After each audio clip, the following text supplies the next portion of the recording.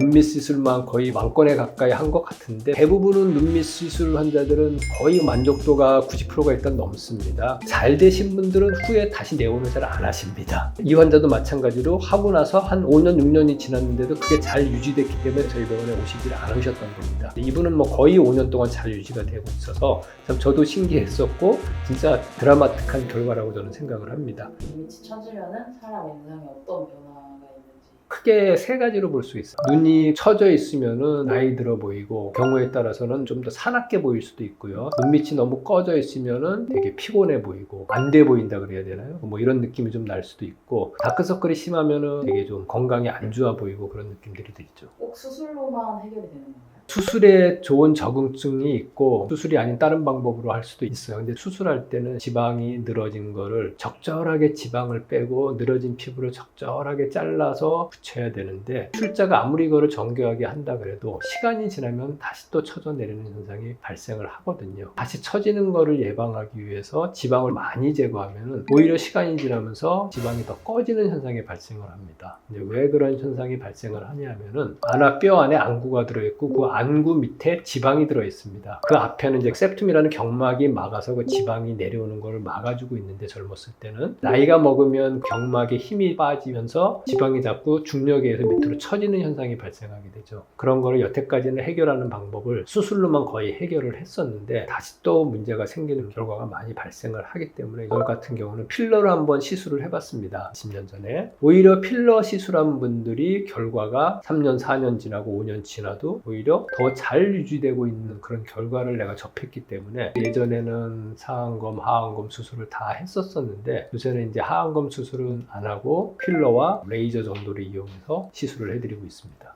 눈밑 필러 시술을 통해서 진짜 다이나믹한 결과가 있으셨던 분들도 있나요?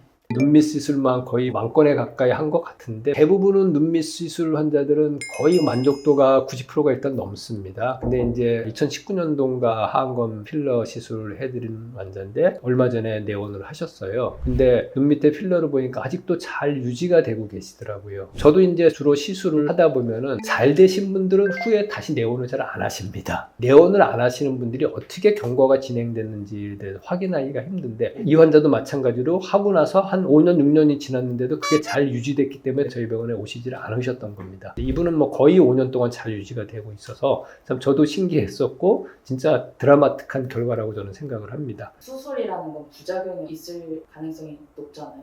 필러는 부작용이 없나요? 모든 의료 시술 중에서 부작용이 없는 시술은 없습니다. 수술이나 필러나 뭐 대표적인 부작용은 멍들고 붓기가 생길 수 있다는 거죠. 뭐 상대적으로 필러는 그게 덜한 거고, 뭐 수술은 당연히 그게 더 심하게 생기는 거고요. 필러로 시술할 때도 부작용이 없는 건 아닙니다. 특히 이제 눈 주위 시술할 때 환자들이 가장 걱정하는 거는 혹시 뭐 실명 같은 게 생기지 않냐 걱정을 하시는 분이 상당히 많습니다. 깊이 조절만 정확하게 들어가고 해부학적 지식을 잘 갖고 있는 원장님이 시술을 한다면은 그런 위험성은 상당히 배제도 되지 않을까 싶습니다. 그 다음에 소문에 떠도는 거에 의하면 필러로 인해서 뭐 뼈가 녹는다든지 뭐 암이 발생을 한다든지 뭐 이런 걱정들을 하시는 분들이 계는데, 그건 다 말도 안 되는 소리고요. 물론 뼈라는 조직은 강한 압력을 지속적으로 받으면은 위축이 되고 뼈가 소실이 될 수도 있지만은 필러로 그 정도의 압력을 가한다는 거는 거의 불가능하고요. 만약에 필러 시술로 인해서 암이 발생을 한다는 게 사실이라면은 식약처에서 이 모든 필러의 허가를 다 취소했겠죠. 의약품이라는 것 자체는 전부 출시되기 이전에 대부분은 뭐 5년, 10년 정도의 임상시험을 거쳐서 안정성이 확보된 것만 출시가 돼서 임상에서 쓸 수 있는 것들이기 때문에 그런 염려는 안 하셔도 될 것 같습니다. 원장님만의 특별한 팁 같은 게 있을까요? 단순하게 보는 게 아니고 섬세하게 정교하게 수술하냐가 최대의 관건이라고 할 수 있습니다. 그 다음에 필러 시술할 때 쓰는 도구 중에서 캐뉼라라는 게 있습니다. 캐뉼라라는 거는 뭐냐면은 앞에가 뭉툭하게 돼 있는 긴 바늘이라고 생각을 하시면 됩니다. 그래서 혹시라도 혈관을 건드리더라도 혈관을 터뜨리지 않고 시술을 하기 위해서 가능하면 캐뉼라를 사용하고 있고요. 그 다음에 눈밑 필러 같은 경우는 주비덤을 사용하고 있고요. 한번 내가 슈팅에서 나올 때 0.001cc 뭐 이 정도로 아주 미세하게 시술을 해야 되기 때문에 그 미세하게 시술할 수 있는 점성을 유지하고, 그 다음에 필러를 시술할 때 쓰는 그 간윤 캐뉼라에도 쉽게 잘 통과가 되면서 조절하는 양만큼 나갈 수 있는 필러가 제가 사용하는 것 중에서는 그 주비점이 유일했습니다. 여태까지는. 이런 환자분들은 눈밑 필러 시술이 잘 맞는다, 이런 분들이 특별하게 있을까요? 일단은 첫 번째 가장 좋은 적응증은 눈밑이 꺼지신 분들, 두 번째는 다크서클이 있으신 분들도 적응증이 괜찮고요. 세 번째는 지방이 노출되신 분들, 근데 수술하기가 좀 꺼리시는 분들, 이런 분들도 적응증이 좋습니다. 상대적으로 수술보다는 다운타임이 시간이 짧으니까요. 바로 일상생활을 해야 되거나 뭐 중요한 행사 같은 거를 앞두신 분들은 필러로 시술해 보실 것도 한번 권해드립니다.